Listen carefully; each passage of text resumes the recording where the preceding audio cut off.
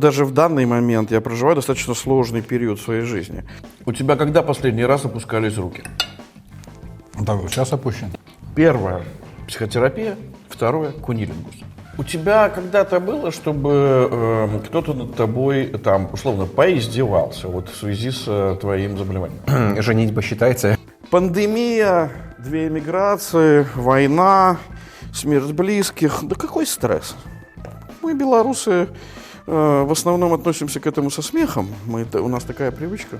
Саша рассказала о своем диагнозе. Блин, мы сейчас так говорим, как будто вы совершил камин-аут и что я гей. Shit happens, да, то есть говно случается. Так, надеюсь, это не связано с тем, что у нас общий уролог и... Женщина всегда хочет попробовать.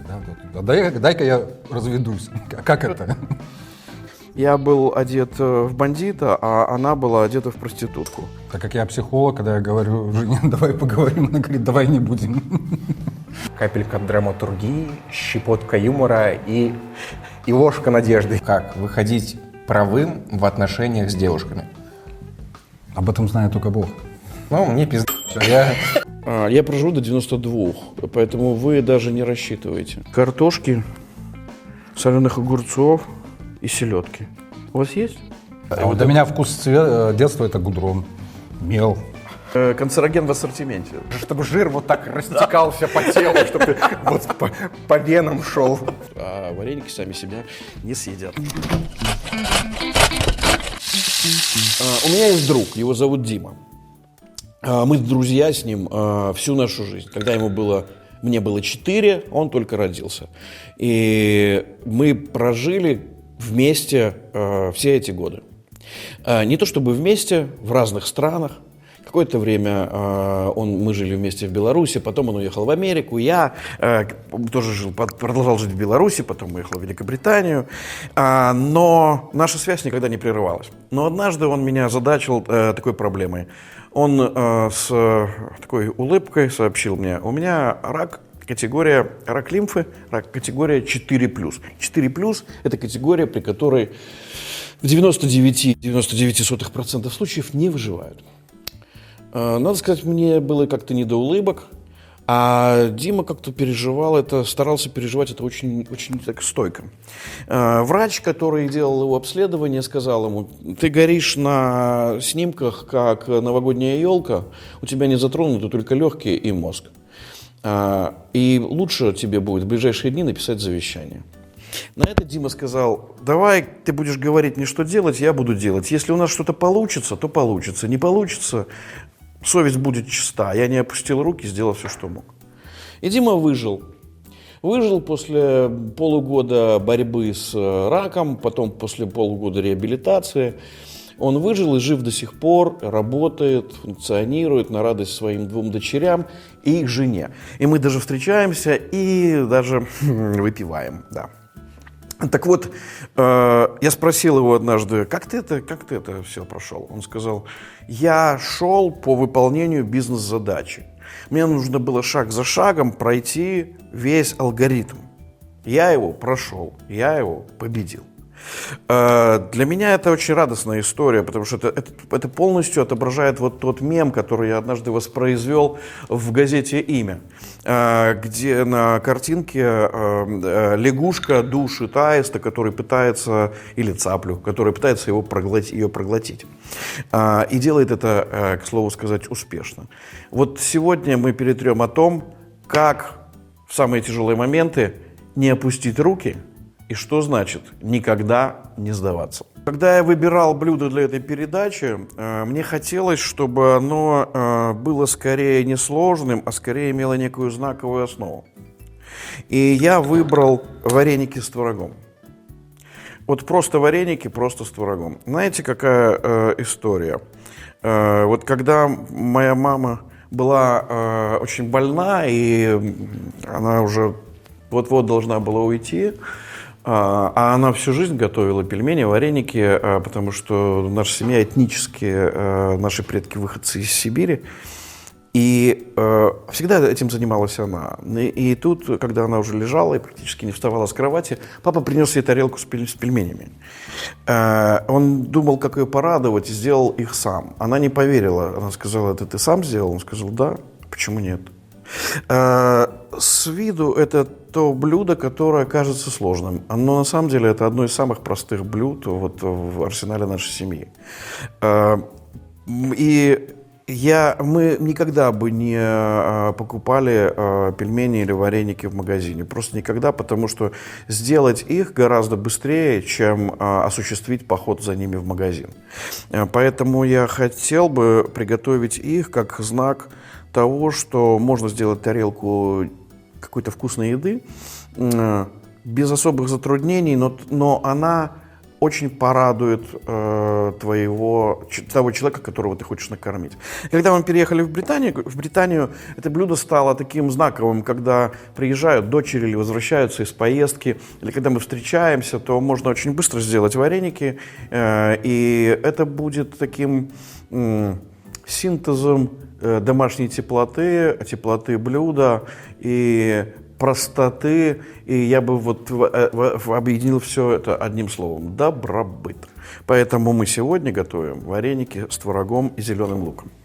Первое, что мы делаем – тесто. Запомните раз и навсегда.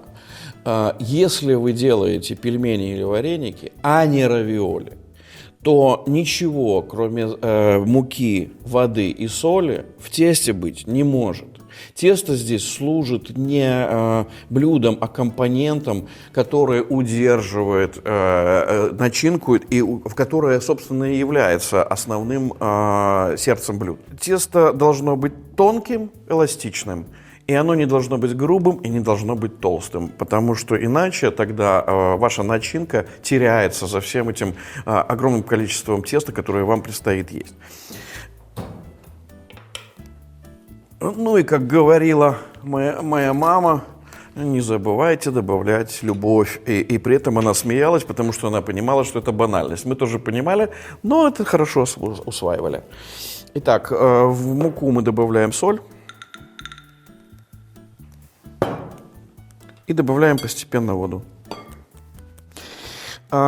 Здесь все произвольно. Это ощущение, это чувство, и это никаких рецептов, потому что то же самое, как с блинами. Вы должны почувствовать консистенцию эластичного, упругого теста, которое станет вот этой оболочкой для вашей начинки. Знаете, когда мы оказались в Великобритании, когда мы вынуждены были покинуть родину, все это было не запланировано, все это было спонтанно. И ты оказываешься в чужой стране со своей семьей. И первое время ты очень болезненно это переживаешь. По целому ряду причин. Ты потерял друзей, многие из них оказались в тюрьме.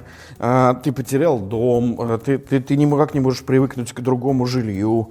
Какие-то другие культурные коды. Ты пытаешься все время адаптироваться. Это все очень сложно.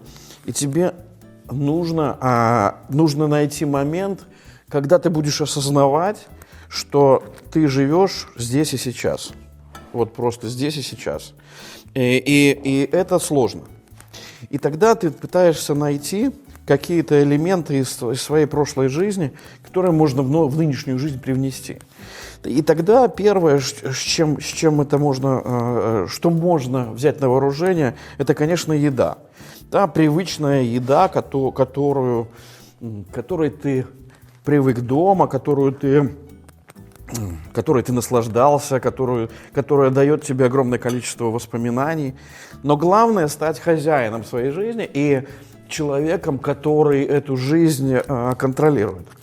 Итак, мы с вами вымешиваем. Тесто, оно уже практически готово. И сейчас мы его отложим, чтобы оно немножко отдохнуло в холодильнике, отлежалось. И мы переходим к начинке. Она еще проще, чем тесто. Это лук, это опять-таки соль и это творог. Лук нарезаем мелко.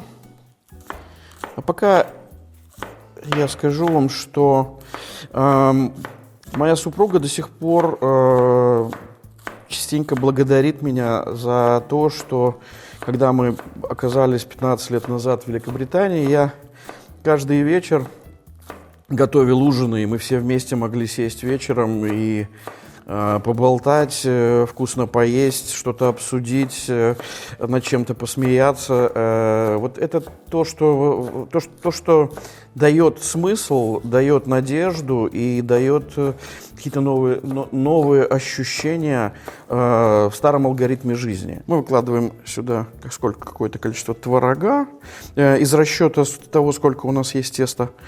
Не так много. Знаете, в Великобритании есть вот такой, например, момент.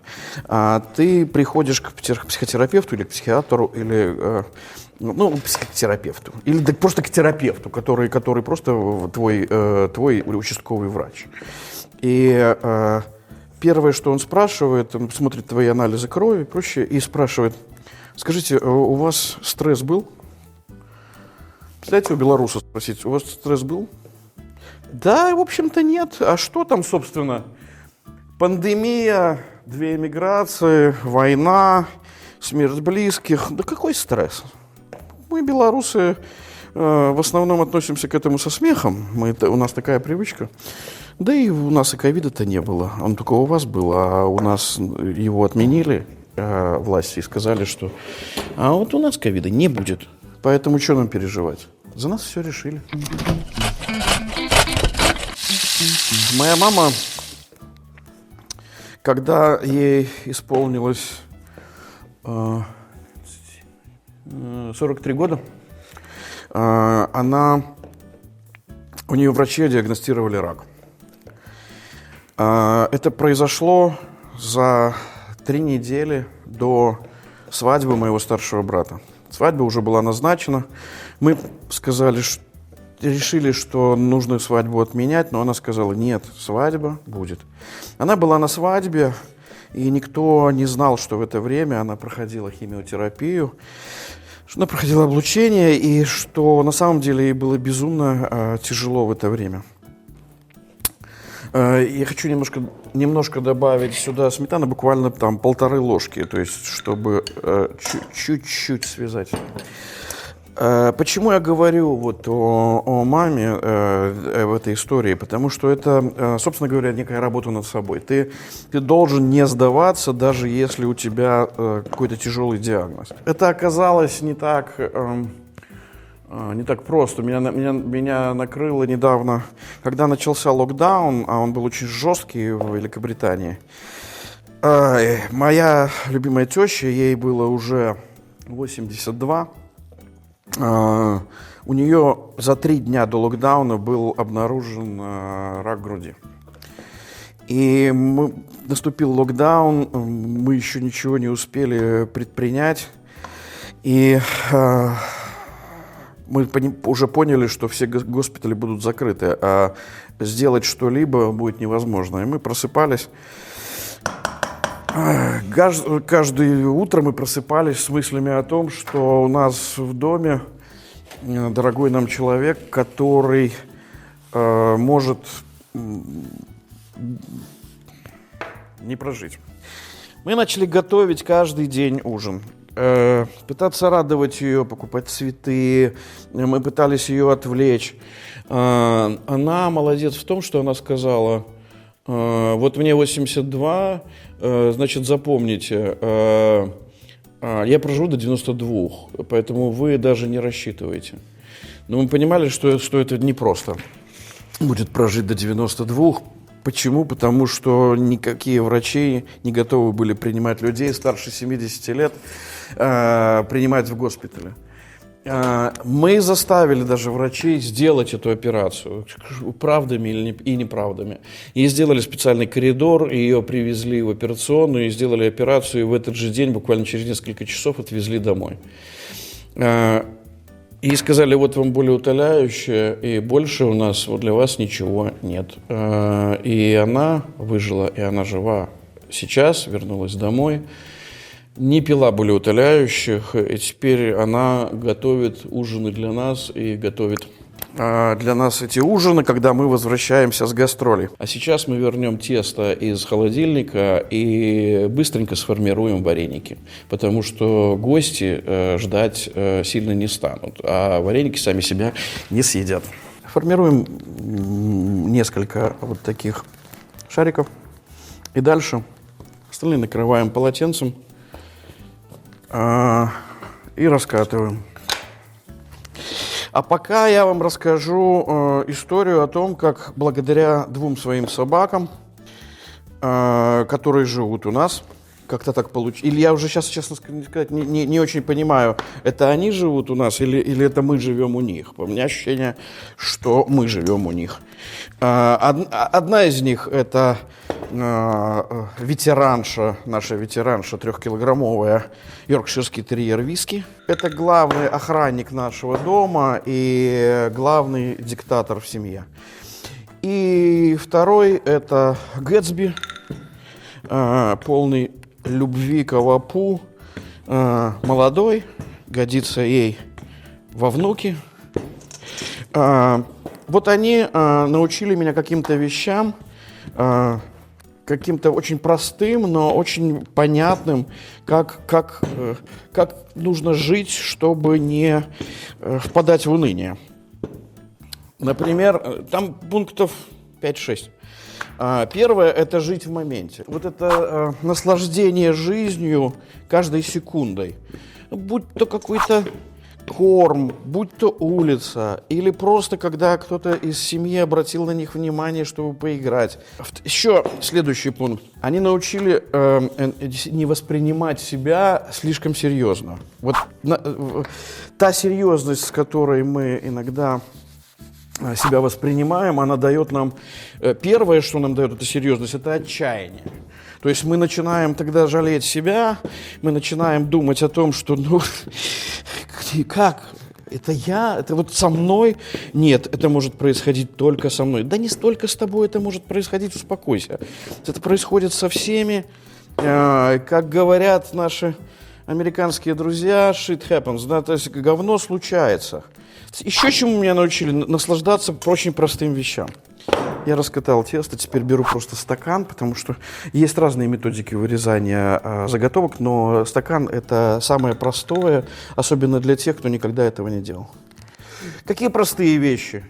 Например, вареники. Что уж стоит вот так уделить полчаса и сделать, да просто 2 порции вареников себе и жене.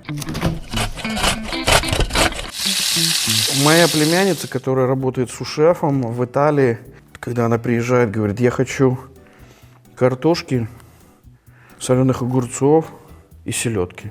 У вас есть? Да.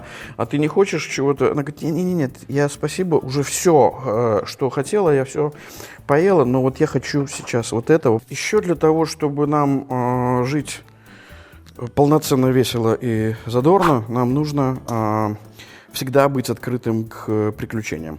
Наши знакомые организовали в Лондоне такое шоу, которое называлось Secret Cinema. Это иммерсивное шоу, когда показывался какой-то фильм, часть его проигрывалась прямо на сцене переодетыми актерами, а ты должен был, когда как зритель, быть одет в ту же одежду, что и персонажи фильма.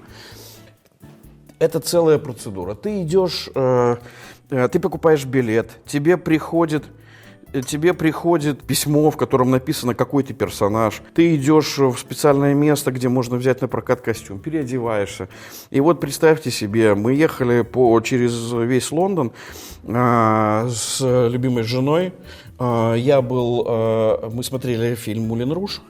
Я был одет в бандита, а она была одета в проститутку. Даже до того, как мы попали на это шоу, мы уже прожили все свои приключения. Потому что город хоть и готов к тому, что все мы в Лондоне разные, и каждый из нас может выглядеть как угодно, но они точно не ожидали увидеть проститутку и бандита из 19 века. Еще, чему меня научили мои собаки, преданности. Я проживаю вот сейчас, даже в данный момент, я проживаю достаточно сложный период в своей жизни. Он связан со многими вещами, там, с моим внутренним состоянием, с там, возрастом, с какими-то осознаниями, которых не было до сих пор. И вот если все самое тяжелое в этом проживании, в этих моих там, метаниях и муках, оно ведь выпадает самым близким людям. И эти самые близкие люди живут с тобой и получают за свою любовь и за то, что они делают для тебя, они получают все самое сложное от тебя. Поэтому сохраняйте верность этим людям, сохраняйте их любовь. Знаете, в семьях, где пельмени и вареники делают регулярно, есть такая шутка. Ты берешь и что-нибудь закладываешь в один из вареников вместо начинки или вместе с начинкой. Это получается тот самый счастливый пельмень или вареник. То есть тот человек, которому он попадется, тот и будет самым счастливым в ближайшее время. Я решил не издеваться сильно над своими едоками и заложил туда просто репчатый лук. Ну, посмотрим, кто из нас окажется самым счастливчиком. А мой первый гость – это белорусский стендап-комик Саша Калинкин.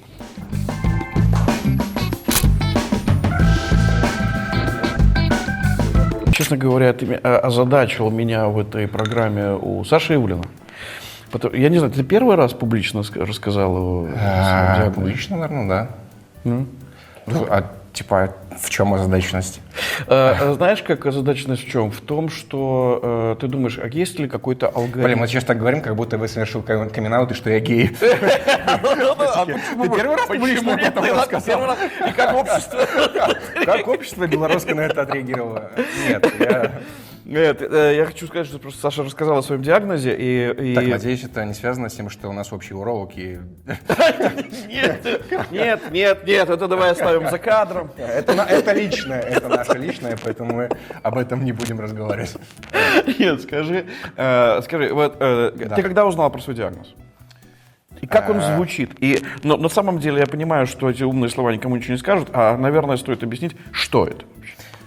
Ну, наверное, это было так. Мне подростком, наверное, лет 13 было, и в какой-то момент я понял, что я просто не могу... Ну, то есть я бегал нормально, там, играл в футбол, и в какой-то момент я просто понял, что я делаю это не так. То есть я медленно начинаю бежать, что-то не... Ну, как будто бы что-то не так с моими мышцами. Это что-то мешает или просто это становится Это просто слабее? какая-то слабость, как будто ты встаешь с утра, и вот у тебя какое-то недомогание, тебе немножко плохо. Вот так это начиналось. Ну, соответственно, там я ходил на какую-то физкультуру, там нормативы сдавал, и было видно, что как будто бы я отстаю в развитии в мышечном, физическом от своих сверстников. Учитель физкультуры не ругал? Тогда же еще были такие времена, в целом, когда не было понятно, что это такое. Да. То есть для того, чтобы понять, что это СМА, диагноз, нужно сделать определенное генетическое исследование, которое подтверждается. А тогда еще таких методов не было. Ну и какими-то косвенными способами невролог понял, что вот это именно это заболевание. Как он звучит вообще по-научному? Ну, если по-научному, это спинальная мышечная атрофия. Ну, а если коротко, то это, грубо говоря, когда отмирают все мышцы в организме. Это, как я понимаю, генетическая история. Да. Но на нее как-то повлиять, это нет такого, что там у кого-то плохой ген или что-то. По сути, у каждого человека есть этот ген, и рекомендую всем людям, которые планируют беременеть, обязательно проходить 2 партнерам, сдавать анализы на ген SMN1, который именно вызывает эту болезнь. Поэтому это очень важно. Если ничего не предпринимать, что происходит с человеком? Это неизлечимое, грубо говоря, заболевание, поэтому в целом оно и так постепенно приводит к тому, что человек в овощ превращается.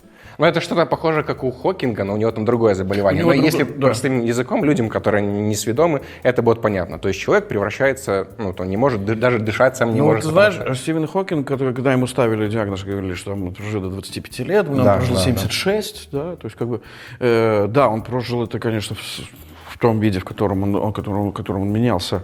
Но я так понимаю, медицина все-таки была еще тогда другая. Да? Нельзя излечиться, но можно приостановить. Ну, приостановить, либо поддержать уровень жизни на том уровне, на котором он есть.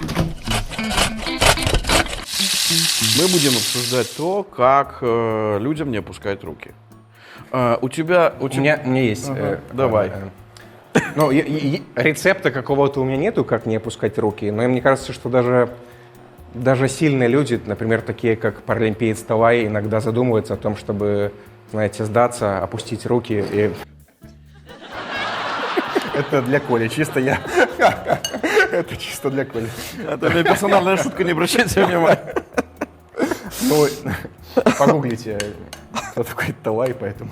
Наверное, у меня было так из-за того, что я жил в очень жестком каком-то районе, в Солигорске я родился, и это было постепенно и мягко. Я понимал, что у меня нету, жить в таком месте нету вообще шанса как-то давать слабину, потому что дети злые.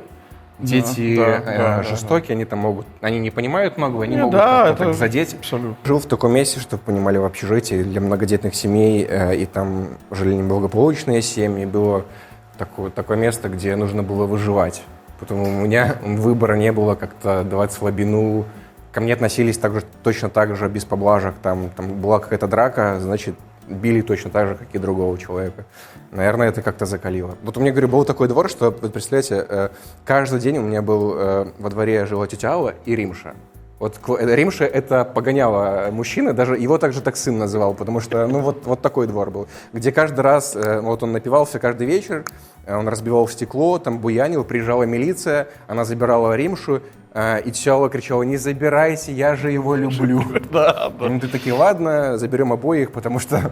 Что ж, мне у нас с тобой были похожие районы, потому что у меня тоже такая же была приблизительная история, но мне просто не приходилось как бы выживать, да, то есть я понимал, что я могу закончить там просто в тюрьме там или еще как-то, но у меня это не было вот этого как бы порога. Какого района? Это Зеленый Луг, самый старый Зеленый Луг, и он в тот момент был туда, это была деревня Зеленый Луг, из которой отселили всех вот сюда в город, и там просто, то есть, у нас даже все уголовные авторитеты в основном были с моего района. То есть вы тоже знаете отличие между фраером и блатным? Конечно, конечно, да. Но у меня даже мой сосед был Щавлик, это был смотрящий. Это ж смотря... О, мы как будто... Да, и знаешь, какое у него первое дело было? Какое? Он взломал гастроном и принес во двор поддоны с булками и ящики с лимонадом, и мы все это ели и пили. Вот такое первое дело уголовное у смотрящего за Минском. Какие ты можешь сказать, вот у меня есть такие-то победы? Ну, не для нас, неважно, ты не чемпион мира, допустим, по бегу, да? Но твои личные победы, которые для тебя являются стимулом, которые ты для себя осознал.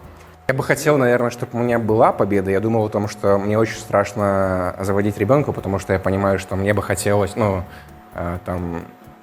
дать лучше, носить на руках и так далее, но я понимаю, что есть в этом плане ограничения, и это самый большой страх сейчас. Я бы хотел его преодолеть, я хотел бы, чтобы я мог обеспечить своего ребенка, свою семью, и при этом быть полноценным отцом, как в этом плане, как об этом говорят, то есть иметь возможность взять его на руки. Я понимаю. То есть я даже не, для меня сейчас сложно осознать, например, как сказать своему ребенку, который 3-летний, просит: папа, возьми меня на руки, например, я не могу поднять ребенка с пола, потому что это груз, вес, и вот это страшно. Скажи мне, что ты любишь вообще есть? Я люблю очень простую пищу. Не знаю, у меня топ моих блюд, наверное, это голубцы, драники. Вот, я обожаю драники. Драники со шкварочками. Сверху выбить яичко, чтобы оно еще не растеклось, вот так вот не запеклось. И туда как мочанку макать. И еще укропчика и сметанки. Вот это, конечно, для меня. Если говорить о том, чем ты скучаешь, я не знаю, есть очень простое блюдо. Не блюдо даже. Я жил на тракторном заводе в Минске, и там прямо около метро был такой маленький... Какая улица? Олега Кашевого. И там был маленький магазинчик, куда заходили после работы обычно заводчане, И там готовая продукция была. Там какие-то салатики не брали с собой. И я обожал, мне просто вот так этого не хватает. Зайти туда, там есть такие... Там были... Я покупал всегда один пирожок с картошкой, жареный такой. Да. Один пирожок с капустой, беляш. Покупал себе томатный сок, такую банку. Туда добавлял сметанки, ложечку, щепотку соли. И для меня это было лучше любого ресторанного блюда. То есть это такой, называется, канцероген в ассортименте. Да. Чтобы жир вот так растекался по телу, чтобы вот по венам шел. Обожаю это чувство. Ты считаешь, что полезнее всего сейчас было бы для белоруса? Именно для белоруса? Да. Ну тогда что-то, где есть капелька драматургии, щепотка юмора и ложка надежды. Я бы... Драмеди, вот. Драмеди. Но не наркотическое какое-то, не угарное. Ну смотри, вот если говорить про, допустим, вот тот же Холокост, то история была такова, что первые произведения, которые появились на эту тему, они были комическими. Вот это был такой парадокс. Да? Это что, тяга нас смеяться на преодолении? То есть или это нам помогает преодолеть? Я думаю, это скорее и помогает преодолеть. А во-вторых, как будто бы мы и так столько страдаем, зачем еще нам смотреть что-то опять про страдания? Иногда, конечно, иногда хочется под бутылочку вина посидеть, поплакать, что-то посмотреть, но как будто бы уже и так мы настрадались, уже хватит этого. А скажи, ты же в аптеке много времени работал, да? Да, я 7 лет проработал. Меня любили мои коллеги, девчонки, прикалываться, когда приходил мужчина и говорил: дайте, пожалуйста, пачку презервативов, и они спрашивали, какие, он говорит, без разницы, они приносили всегда XXL. Это был такой стёб всегда. И он такой, вот все, кроме этих, можно? Любые, кроме этих, пожалуйста, нам. Да, и приходили мужчины, и вот самый дурацкий случай, когда ко мне приходил мужчина, и он попросил тест на беременность, я ему продал тест, он спрашивает, когда его лучше делать, я говорю, утром, и он такой, натощак. Но я думаю, это же от еды зависит, да? 2 полоски, жирного переела. Колбасы переела, да.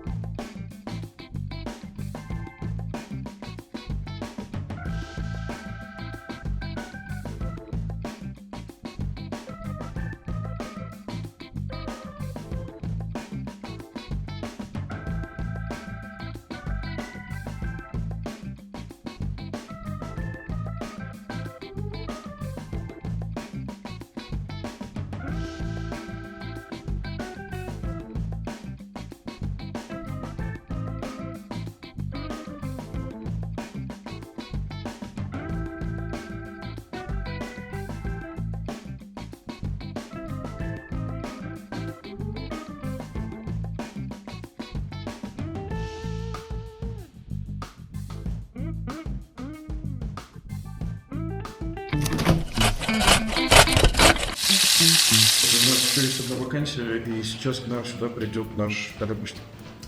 Это журналист и психолог Илья Доброплар.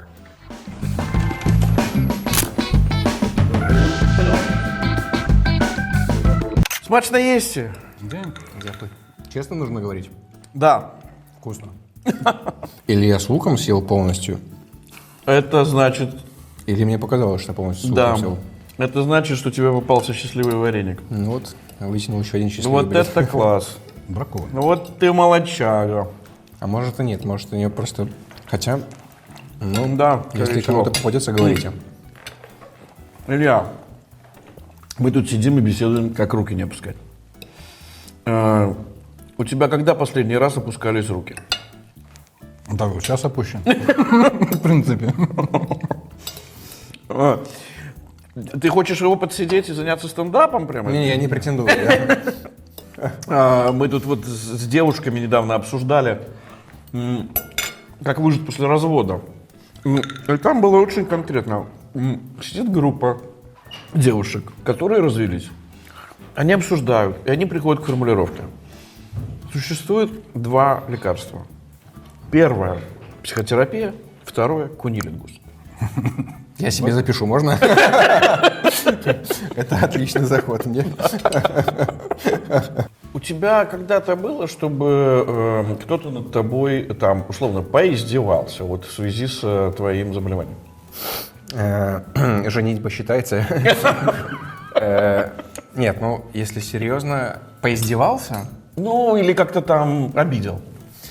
Ну, я старался, я же говорю, что у меня был такой жесткий двор, поэтому я старался создавать впечатление буйного, чтобы не трогай, не подходи. Были моменты, но я сразу пресекал на корню, то есть, условно, там кто-то мог как-то или поиздеваться, еще что-то, но я старался жестко так ответить агрессией. Наверное, это защитная реакция, так неправильно, но там мог и палкой ударить, мог там подальше, да, подальше. И уже создавалось такой, я говорю, имидж, что лучше его не трогать, как бы. Ну, такого местного психа, вот такого, да, и банько какой-то, поэтому... Психованный. Да. Сейчас уже не работает, поэтому, может быть, есть способы, кстати, какие-то. Ну, слишком много психов стало на улицах. Поэтому не работает. Тоже вариант, да. Уже не спрячешься. Ну, кстати, это на самом деле, нет, это когда ты, допустим, получаешь образование как психиатр, да, или как психолог. У тебя, то есть ты знаешь ответы на вопросы, как не отчаиваться, как преодолевать, как это, но ты все равно где-то отчаиваешься, и где-то это происходит. Я тебе скажу так, что я не традиционный психолог, потому что я из-за военкомата в свое время не поступил на журфак, у меня родители журналисты. На тот момент можно было подавать в один вуз, и как бы поэтому психология. Уже на журналистику не успевал. В основном у нас в группе люди приходили целенаправленно на психолога учиться для того, чтобы проработать свои У заготовки. меня есть один вопрос. Можно или вы? Давай. Один вопрос, который я не могу решить и не знаю. Вот с кем бы я ни разговаривал, ни психолог, ни человек не дает совета. Как выходить правым в отношениях с девушками? Об этом знает только Бог. Почему, когда заходит в семье разговор между мужем и женой, всегда муж это какой-то, возьмем эту терминологию, Ну, во-первых, это традиция, переходящая. Почему достаточно больше стало разводов, чем, допустим, 100 лет назад? Потому что появилась традиция. Ну как у девочки, которая росла в неполной семье, у нее уже заложено как бы вот это вот стремление к разводу. Да. Плюс женщина всегда хочет попробовать. Да? Дай-ка я разведусь. Как это? Традиция? Да, традиция. То есть девочка, воспитанная в неполной семье, она уже предрасположена к разводу. Потому что ее воспитывала мама, папы не было. Как бы понятно, что, скорее всего, она в большинстве случаев разведется. Больше всего боюсь этой фразы. Когда жена говорит, давай поговорим, это все. Ты думаешь, да, все, Ты такой, можно я тогда, мне садиться или мне сразу вещи собирать? Давай пример. Что вот было? Есть еще фраза вот эта, когда девушка говорит, я тут придумала. Вот, и у меня была такая ситуация на протестах в 2020 году.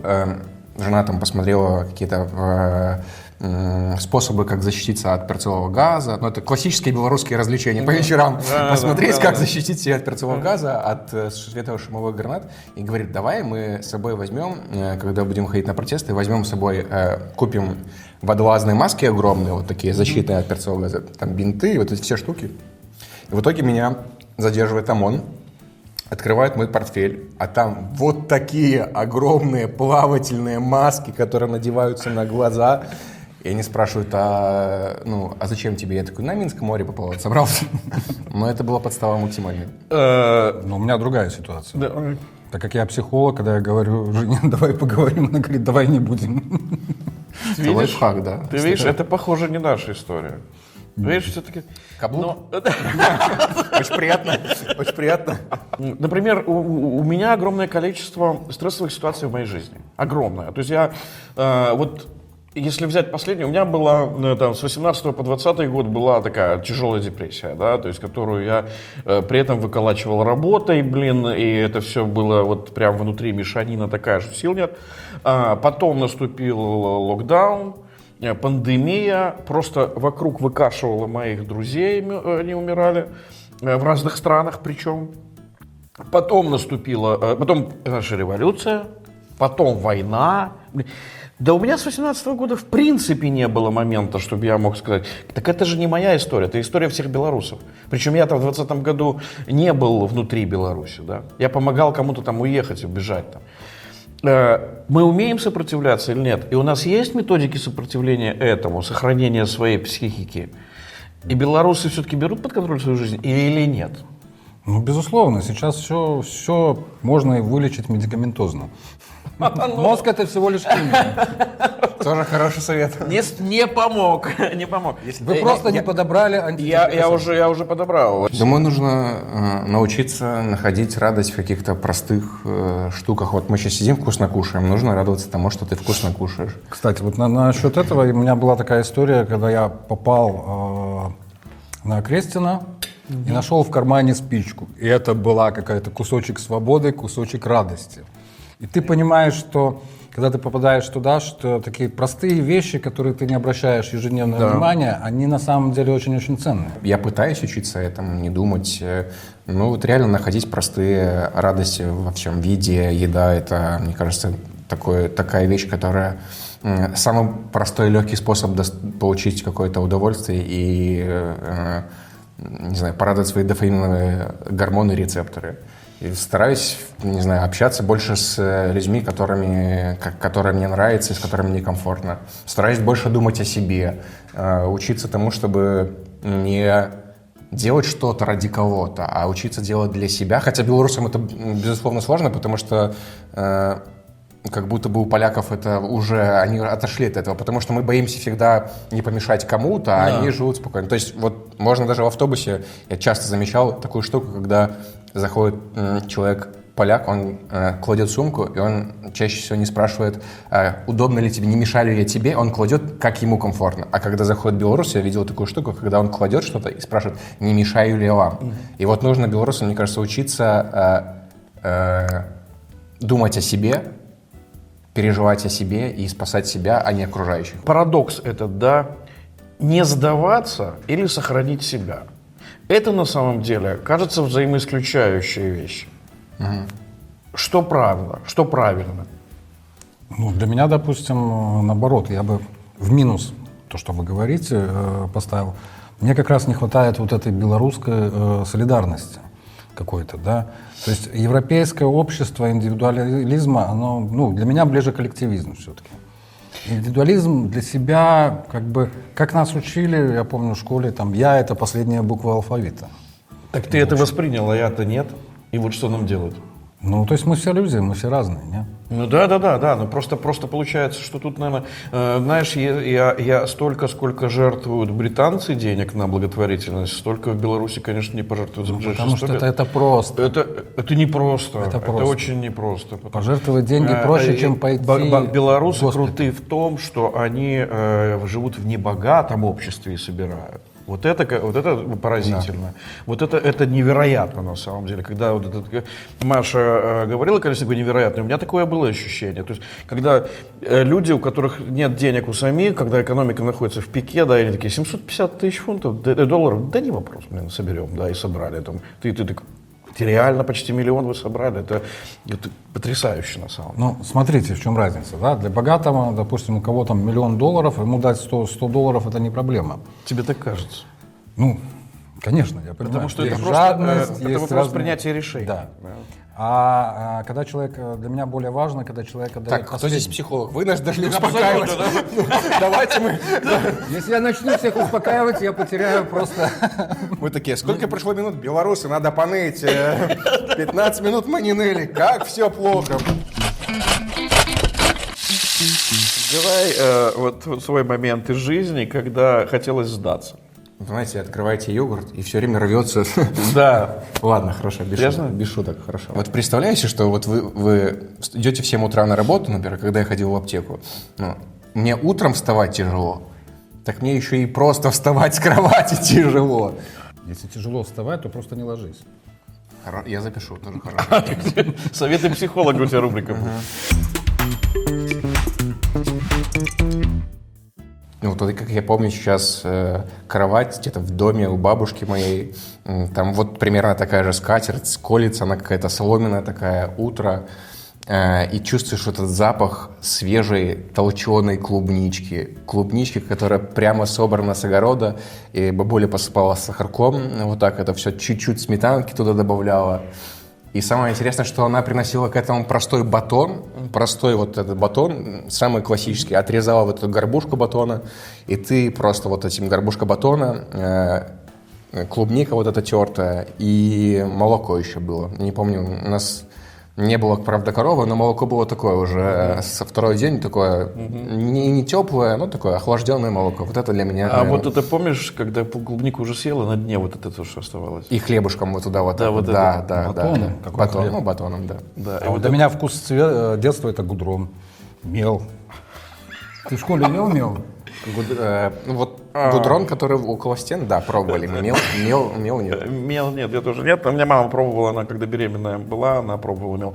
Но у тебя своеобразный кулинарный вкус. Скажи что-нибудь, расскажи что-нибудь из своего шоу чуть-чуть.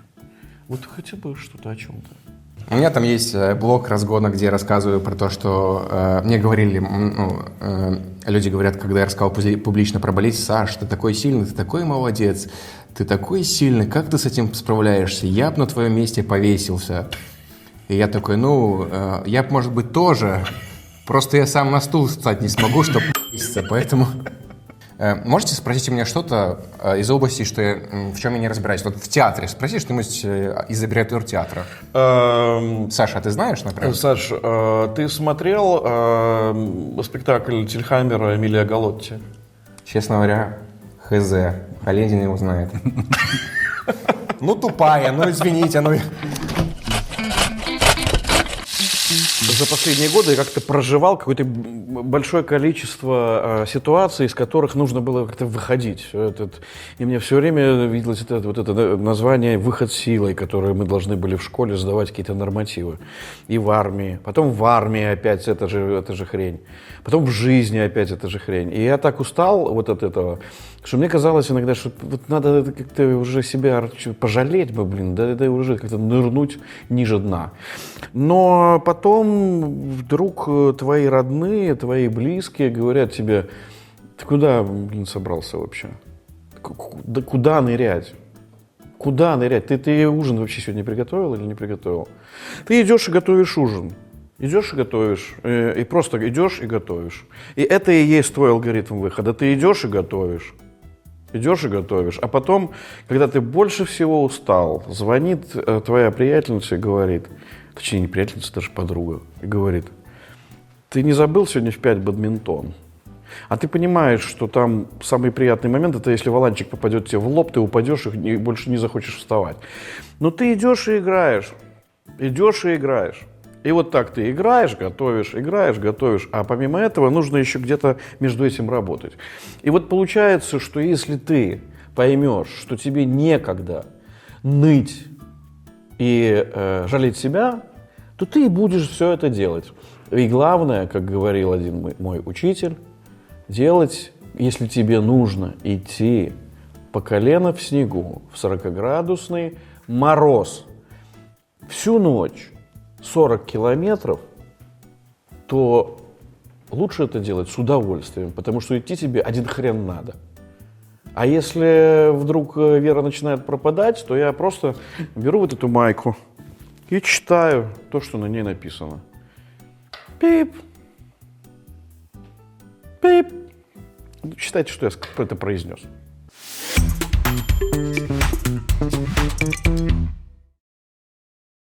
Знаете, что есть такое понятие элита? Элита. Это как бы цвет нации, да? Вот меня волновал всегда вопрос: где наша элита? Не может же она быть вот с таким цветом лица дядька, у которого в голове Вот так пусто. Но это же не он. Кто-то же другой, наверное, элита. Вот хочу поговорить с вами на эту тему в следующую субботу. Где она, эта белорусская элита? Где эти люди? Кто они? Заодно не забудьте написать в комментариях, кто они такие. Я жду. Счастливо.